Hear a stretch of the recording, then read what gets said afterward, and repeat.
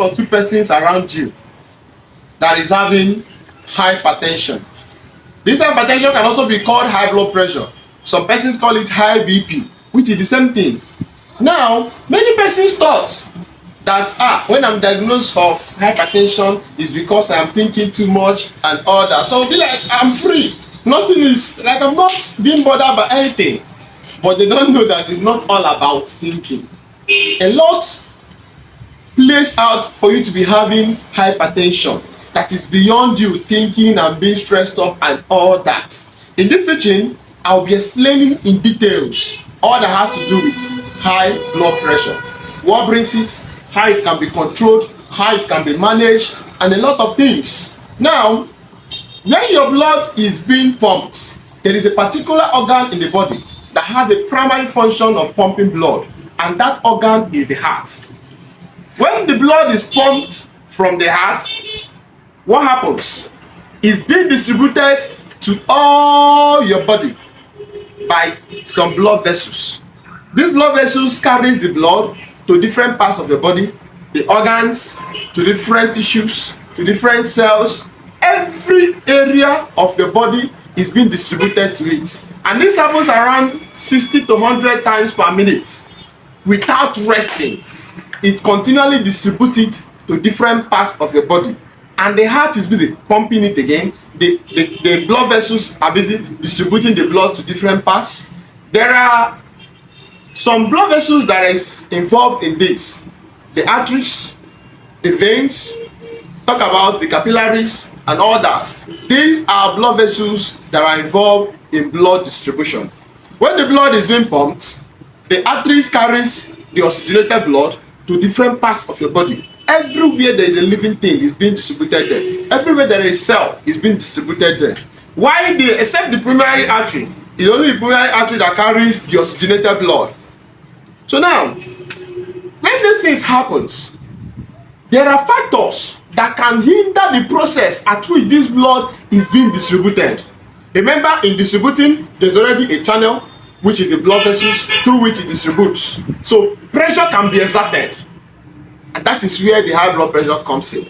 So the high blood pressure is just about the pressure exerted in the unit where this blood is being distributed. So now I'll be explaining to you in details what are the factors that can cause increase in blood in the pressure at which this blood is being distributed that brings about high blood pressure. That is all you will know in the details. Now I'm going to be enumerating some factors that can cause increase in blood pressure. Example, we'll be talking about someone like a smoker. Smoking can increase blood pressure. How? When you are smoking, it shrinks your blood vessels, makes it smaller than normal. So now, when the blood vessels are smaller than normal, what happens?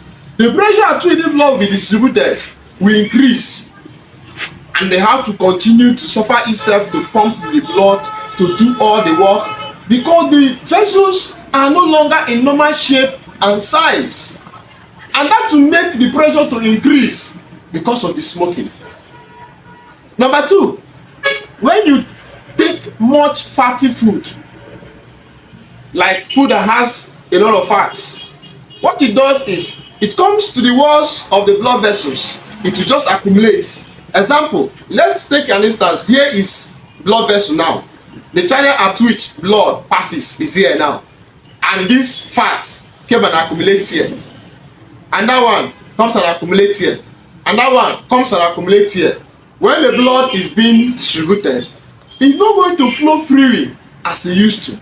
There will be a lot of gallops, hold-ups, a lot of pressures coming, and that will affect you. It can also lead you having hypertension. And that factor that can be considered is when you take too much salt. A lot of you take too much salt. If you are cooking your rice, there is salt. Your stew, there is salt. The plantain, there is salt. Everything, there is salt. You overtake salt as if it's one kind of thing that you cannot take normal again. Forgetting the fact that you have a particular gram of salt you are supposed to take per day.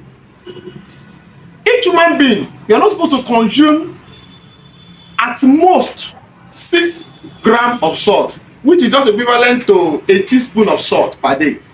But some of us consumes more. Like some of you take even up to 12 grams, 20 grams per day, thinking you're helping yourself. When you are doing all this, what it does is salt absorbs more water from your system. And when it absorbs more water from your system, it increases the level of the blood, thereby increasing the function of the heart. And this continues to happen. The heart continues to suffer it. At a time, the heart to become so big, and big more than normal does not simply mean that is performing better. No.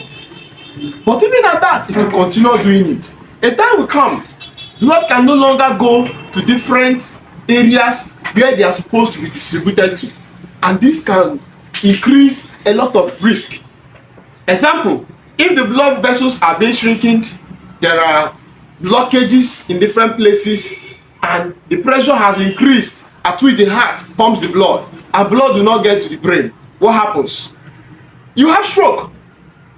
If the blood is not getting to the kidney as supposed to be, you have kidney failure. If the heart instead that is doing this work becomes so tired that it cannot continue, and the heart decides to give up, it's not serving anybody, tender resignation letter, I'm no longer pumping blood, I'm not interested, you have cardiac failure.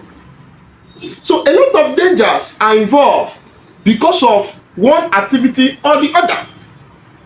Not forgetting the fact there are some people that their own is hereditary. Example, somebody in your family is having hypertension. Your father, your mother, your uncle, your cousin, your nephew is in your family history. Hypertension is your family history. You have high risk of having it. If you are above 65 of age, you have high risk of having it. And a lot of factors that can make you have it. But now, there are some you can do for yourself to help you as a person not to develop it. And when you are able to run away from these things that causes hypertension, you will see that we have a very minimum rate of hypertension in the society. These days, you see a lot of persons at the age of 40, 50, 60, 70, even less, they are already having hypertension due to our activities, our nutrition, and a lot of things. So now, how do you control and regulate the rate at which we are developing hypertension in society? Number one, everybody must engage in exercise. There's one beautiful thing that exercise does. Exercise makes your blood vessels to be widely open. It makes it to return to its normalcy, the size supposed to be. And when this happens, there will be easy flow of your blood. There will be easy distribution of your blood. This alone is already helping you to relieve you from hypertension. You minimize the rate at which you eat salt. Once you minimize it, like I said earlier on, everybody is supposed to take at maximum 6 grams of salt per day. But many takes more than that. So you must minimize the rate at which you eat salt. Then, in the area of nutrition again, minimize the rate at which you eat fatty foods. Any food that has more fat, minimize the rate at which you eat it, so that it will end up accumulating in your blood vessels and in the linings and causes you more danger. Another factor to consider when you are overweight, you have a very high risk of having hypertension. So you must have to burn it down. Burn overweight down. When this happens, you will see that your body system will return to normalcy and hypertension will go. Probably you are not yet having hypertension, but maybe you are at the risk of having it. If you are able to employ this strategy, do exercise regularly, reduce the rate at which you eat salt, reduce taking fatty foods, decrease your weight, the high blood pressure will reduce drastically.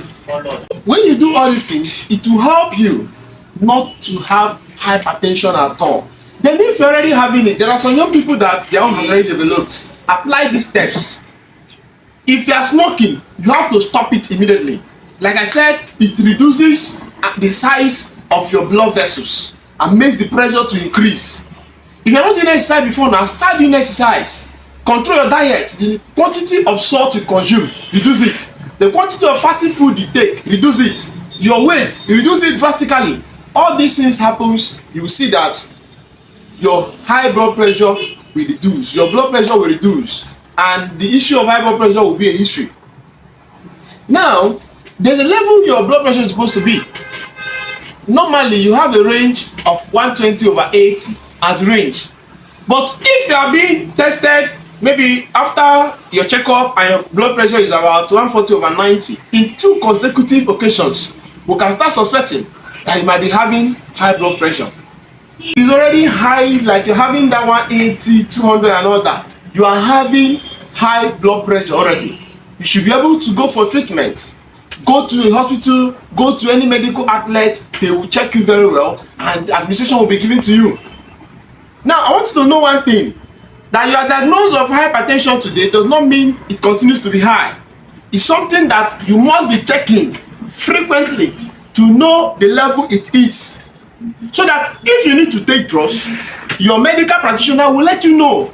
It's not all the time that you must take drugs. There are some times that you will go after checking your BP level and it does not require you taking drugs. You'll be told, don't take drugs, take a rest, do this, do that to regulate your blood pressure. There are a lot of drugs for blood pressure, and those drugs are not made to be taken without prescription. You must be checked. Check your mother, your father, your brother, your sister, whoever that needs help. Check them very well, and when they are being checked, let them be properly guided on how to take their drugs. These things are very important. Not because you are diagnosed of BP today, you just go and buy 1 sachet, 2 sachets of some BP drugs, you start taking it and finish all of it without further checkup. No. Blood pressure drugs are drugs that you don't take regularly. You take it, monitor it, once it's calm, you stop. Once it's needed, your doctor, your medical practitioner will let you know. These are important. You must have to start practicing them. They are very, very important. That when you practice it, will have very minimum rate of high blood pressure in the society. And personally, I'll be happy because it will help us a lot. Many people have died because they are not even checking their blood pressure. Blood pressure is one of the things that can kill you within minutes. You are gone. So you have to be checking it regularly to know your blood pressure. So if you are watching this video and your mother, your father has not been checked for a long time, please take them to any medical outlet close to you. Let their blood pressure be checked. And if they're okay, fine. If they're not okay, let medical attention be given to them. Even you yourself, young people can have it. So you have to go and check yourself. If you are at the risk of having it, start practicing the things I've told you so far. You will see yourself rebound back. Thank you very much.